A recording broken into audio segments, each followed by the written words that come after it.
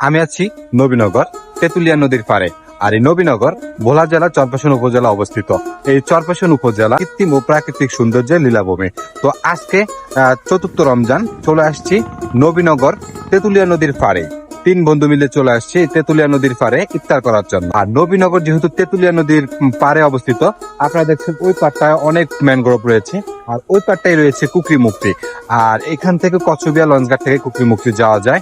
আর নবীনগরের যে প্রাকৃতিক ভিউটা আছে তা আপনাদের মাঝে এখন পর্যন্ত তুলে ধরার চেষ্টা করেছে। যেহেতু তেঁতুলিয়া নদীর পাড়ে আসছি, ভিউটা এতই সুন্দর, পরিবেশটা এতই সুন্দর, মন না কেড়ে পারাই যাচ্ছে না, মনোমুগ্ধকর একটি পরিবেশ।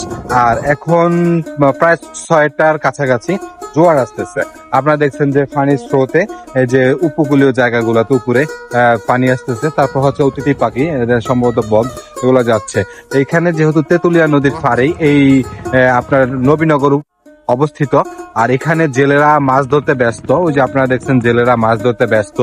তারপরে হচ্ছে যে জোয়ারের পানিটা আসতেছে, রোজদারিরা ইফতার করার জন্য ইফতার আয়োজন করতেছে, জেলেরা মাছ ধরছে, অতিথি পাখিগুলো তাদের খাবার আহরণ করছে।